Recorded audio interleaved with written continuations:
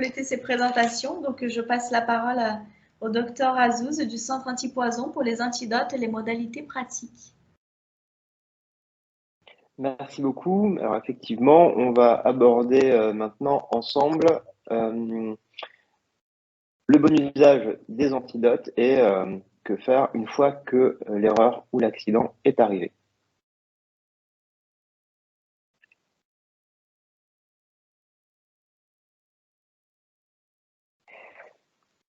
Alors donc je suis Rami Azouz, chef de service adjoint du centre antipoison, responsable de la réponse téléphonique urgente. On va commencer par présenter brièvement le centre antipoison. Le centre antipoison, c'est une équipe qui est pluriprofessionnelle, qui est composée de médecins et de pharmaciens de spécialités différentes. Donc chez les médecins, on a des spécialistes en médecine d'urgence, en réanimation, en médecine hyperbare, en médecine du travail, en dermatologie, en addictologie, et du côté des pharmaciens également, des pharmaciens officinaux et hospitaliers, qui nous permettent de couvrir à peu près tous les champs de la toxicologie. Et aux côtés de cette équipe de médecins et de pharmaciens, nous avons l'appui d'un documentaliste qui va notamment nous aider pour la recherche et l'analyse des compositions des produits qui doivent nous être déclarés pour pouvoir être réactifs sur l'ensemble de ce qui est disponible sur le marché. Et bien entendu, c'est plus complexe quand on sort du domaine du médicament. Et d'un ingénieur de santé, donc Damien Pecel, qui est également parmi nous, notamment sur l'exploitation des données, qui aide beaucoup sur le travail de vigilance. Donc, nous sommes basés au CHU de Lille, dans le bâtiment du SAMU. Cette équipe a une activité qui est double. Celle qui est la plus connue, c'est la réponse téléphonique urgente, qui est disponible 24 heures sur 24, qui gère environ 30 000 dossiers de patients par an. Fort heureusement, pour 99 d'entre eux, ça se passe plutôt bien. On a quand même 1% de intoxications qui finissent en réanimation, toutes causes et toutes circonstances confondues. Et entre 1 sur 8 à 1 sur 10 intoxications, en fait, on a un mécanisme, en tout cas, appel qu'on reçoit. C'est sur une circonstance d'erreur médicamenteuse qu'on intervient, tous horizons confondus, hein, aussi bien chez le particulier, une erreur du patient lui-même ou l'erreur de parents auprès de leur enfant, ou une erreur en établissement médico-social ou en établissement ou en centre hospitalier. On participe également à une délivrance antidote qui va occuper la deuxième partie de la présentation.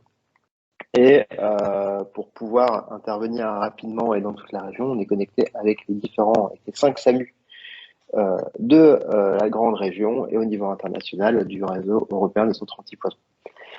Cette activité de réponse téléphonique urgente nous permet d'alimenter aussi une vigilance sanitaire qui est la toxicovigilance, et même au-delà, puisqu'on peut contribuer aux autres vigilances sanitaires, puisque plusieurs vigilances peuvent être impliquées pour un même appel.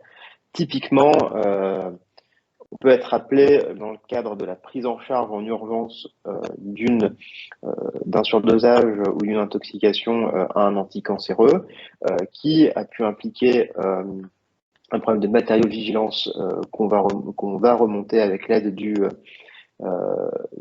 service qui nous a appelés et la pharmacovigilance, voire d'autres vigilances encore. Et donc, nous sommes membres du REVA, du Réseau régional de vigilance et d'appui des Hauts-de-France, et nous interagissons également avec Santé publique France, l'Agence nationale de sécurité sanitaire et l'OMS.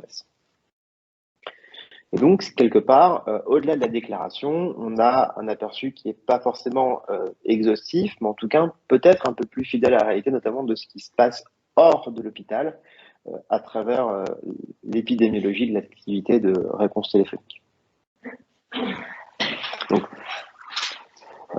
par ouverture 24 heures sur 24 du centre antipoison, on peut délivrer à tout moment, dans des situations d'urgence absolue, des antidotes qu'on va détailler un peu plus loin, dont la dotation est suivie par la pharmacie centrale du CHU, à travers des parcours de soins assez variés.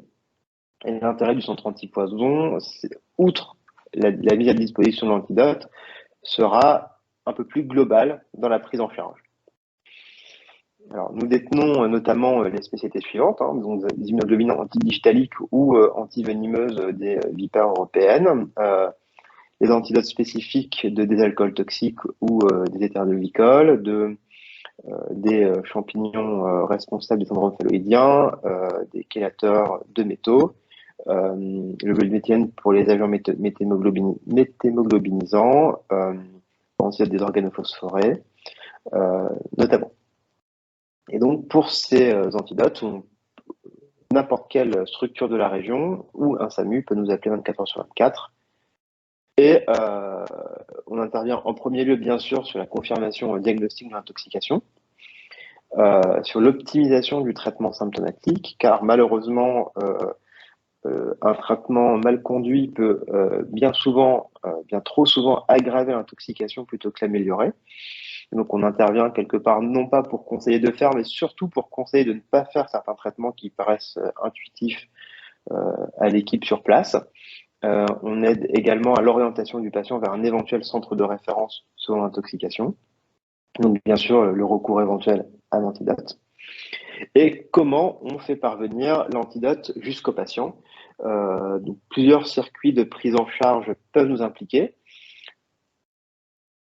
La délivrance de l'antidote directement par navette vers le centre hospitalier qui accueille le patient, ou alors directement vers le patient via l'équipe SMUR qui va le prendre en charge, ou l'équipe SMUR de Lille notamment peut partir du service avec l'antidote et intervenir encore plus rapidement auprès du patient.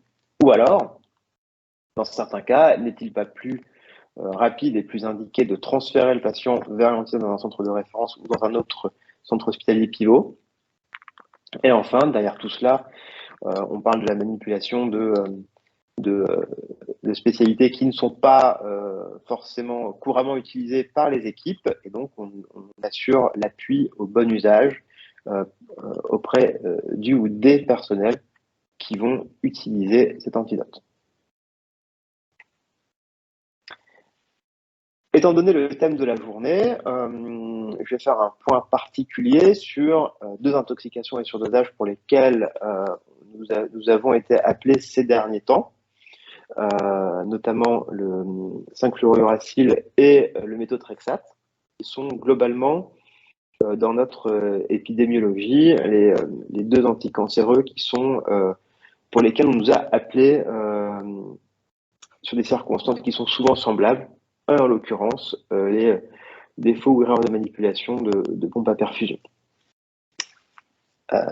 Pour ces antidotes, il y a un traitement spécifique, mais encore une fois, qui ne doit pas faire méconnaître la prise en charge symptomatique et les soins de support qui doivent être associés. Bon, le principe de la pharmacologie 5FU, je vais quand même l'aborder très rapidement. L'idée est tout simplement de bloquer soit la transcription en ARN via l'incorporation à la place de l'uracile, soit de bloquer la synthèse de l'ADN. Et donc, sur les tissus à renouvellement rapide, les tissus à renouvellement rapide vont être particulièrement exposés dans le cadre du surdosage ou d'intoxication. La complication la plus fréquente étant le choc septique, le décès sur choc septique favorisé par l'atteinte médulaire et donc l'aplasie qui va en résulter, et la mucite à travers l'atteinte digestive qui va favoriser une translocation digestive. Les circonstances pour lesquelles nous avons été appelés pour les quelques dossiers dans la région et hors région, le défaut de programmation, on en a parlé au tout début, c'était notamment un des cas évoqués par le docteur de Cohen, une erreur de calcul de dose, parfois des surdosages volontaires dans le cadre de tentatives de suicide, ou de déficit enzymatique non exploré préalablement au traitement. Alors, j'appuie mon propos sur le traitement antidotique par l'étude qui a réellement permis, en tout cas, d'affirmer et de favoriser la mise à disposition à l'époque à travers une ATU de l'antidote, qui est l'uridine triacétate, où bien entendu, sur des considérations éthiques, on ne peut pas faire des essais contrôlés randomisés en bonne et due forme, bien entendu, mais tout de même, par d'autres moyens, on a quand même réussi à avoir des résultats très intéressants à travers soit une revue de la littérature chez des patients qui n'ont pas été traités avec une mortalité qui était quand même qui allait jusqu'à 95%, notamment sur des chocs septiques, et à l'inverse, débuter précocement, donc c'est le groupe de gauche, donc les patients victimes de surdosage, 96% de survie à J30, dès lors que le traitement est introduit dans un délai inférieur à 96 heures de l'intoxication ou du surdosage. Chez les patients qui présentent une toxicité précoce, notamment liée à un déficit enzymatique non exploré, les chiffres sont moins bons, la survie est moins bonne, mais tout de même assez intéressante malgré effectifs relativement faibles, à peu près pour 4 patients sur 5. Et quand on analyse les causes de décès des patients qui ne sont pas sauvés par ce traitement, bon, on a d'autres complications qui apparaissent, notamment le syndrome de lisse tumorale, pour lequel effectivement le mal est déjà fait et l'antidote ne sera pas forcément d'une grande aide. Alors en pratique, dans ce genre de situation, le centre antipoison détient-il cet antidote? Non. Et vous aurez d'ailleurs du mal à le trouver en Europe, puisqu'il est stocké aux États-Unis. D'où l'intérêt des mesures d'atténuation et de l'alerte précoce, puisque il faut prendre en compte le délai d'acheminement pour autant que possible avoir une première dose avant le délai des 96 heures qui favorise le succès du produit. C'est un médicament qui s'administre par voie orale, donc sur un schéma de 4 prises par jour, en toutes les 6 heures pendant 5 jours, soit 20 doses, qui ne doit pas non plus faire oublier les soins de support associés, notamment la prévention de l'aggravation de la mucite, et qui malheureusement coûte relativement cher, à savoir 75 000 € pour un adulte, et encore indépendamment de l'acheminement du traitement auprès du patient. Certains centres souhaitent l'avoir en Europe, mais en tout cas, ce n'est pas encore d'actualité. Pour se le procurer, il faut passer par les autorisations d'accès compassionnel via e-Saturne, que certains d'entre vous, notamment prescripteurs ou pharmaciens, connaissaient peut-être déjà, enfin, normalement en tout cas. S'agissant du méthotrexate, la particularité est notamment la toxicité rénale par précipitation. En plus des toxicités habituelles des anticancéreux, et on aura aussi un risque neurologique, notamment lors de surdosage qu'on a eu à prendre en charge il y a quelques mois, à savoir une injection intratécale erronée de méthotrexate.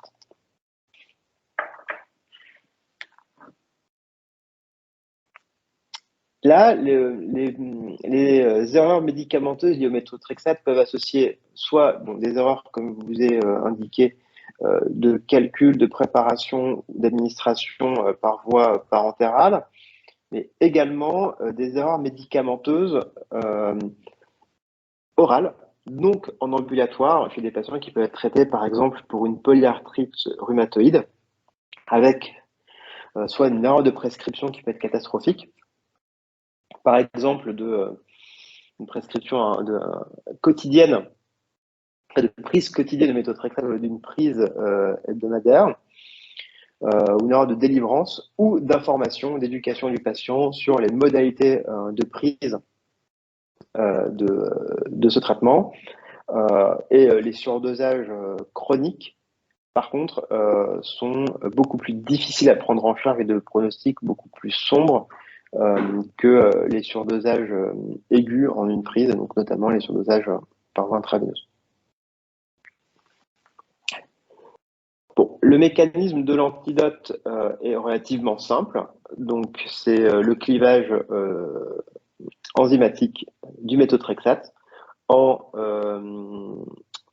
deux parties inactives. Le traitement s'administre par voie intraveineuse et avec une diminution du taux de la méthotrexatémie qui est assez intéressante, entre 90 et 99% dans les 15 minutes. Mais encore faut-il, une fois encore, que l'erreur soit interceptée suffisamment, en tout cas après sa réalisation, que l'erreur soit suffisamment vite détectée pour engager rapidement les soins, puisque encore une fois, ce traitement, même s'il est plus disponible que l'uridine triacétate, le Voraxès, donc la glucarpidase ou carboxypeptidase G2, n'est pas disponible dans tous les centres. Bon, elle est notamment au fluidoïde. C'est un traitement qui est bien plus urgent à administrer que celui précédemment cité. Donc, l'erreur doit être détectée la plus précocement possible pour limiter les complications. Et dans l'attente de l'administration de cet antidote, si elle n'a pas déjà été engagée, ce qui est censé être le cas en tout cas dans les traitements à haute dose de méthotrexate, il faut dès que possible lancer l'alcalinisation des urines, donc par exemple par des perfusions de bicarbonate à 14 pour 1000, associé à un sauvetage par folinate de calcium. Ne pas oublier les soins de support, encore une fois, des autres complications, par exemple, notamment nutritionnelles, notamment prévention du risque infectieux avec un éventuel isolement protecteur, et une surveillance clinique et biologique qui, notamment sur le plan hématologique et rénal, doit être prolongée.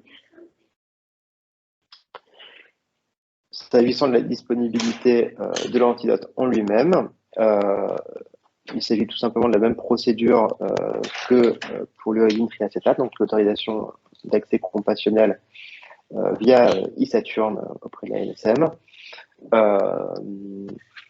et un schéma posologique qui cette fois est intraveineux, donc à raison de 50 unités par kilo sur une durée qui doit être supérieure à 5 minutes.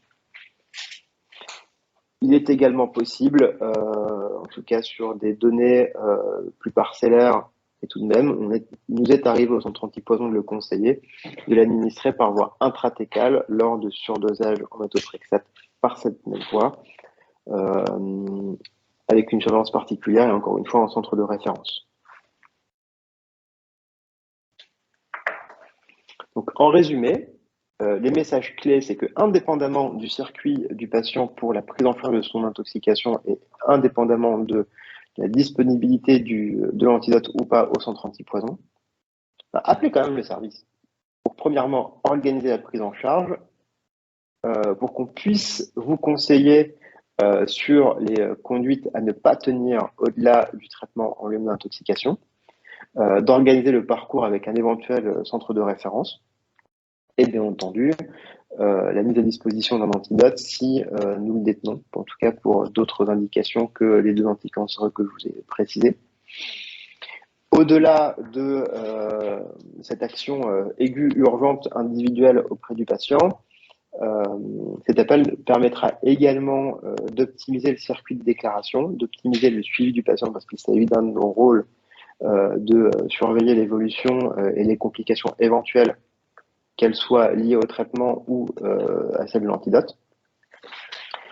Et dans ce cadre, un travail a été relancé récemment avec le MEDIT et au sein du REVA sur la stratégie de mise à disposition des antidotes. Donc, vous recevrez dans les prochaines semaines une enquête qui explorera quels antidotes vous utilisez, dans quelles circonstances, avec quelles procédures, et comment nous pouvons améliorer encore la mise à disposition dans vos centres dans la région à brève échéance. À vos questions, si vous en avez, merci de votre attention. Merci beaucoup. Merci beaucoup pour cette présentation encore une fois complète. Et voilà, ça nous a appris beaucoup de choses. Alors, est-ce que vous avez des questions sur cette partie? Alors, question très pratique. Si on a besoin d'antidotes sur le centre hospitalier de Beauvais, est-ce qu'on peut appeler le centre antipoison de Lille pour être livré?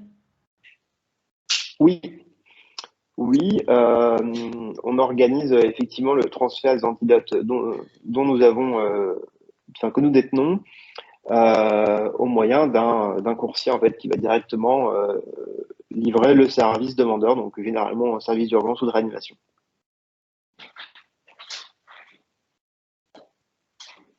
Très bien, merci. Voilà. Est-ce que vous avez d'autres questions?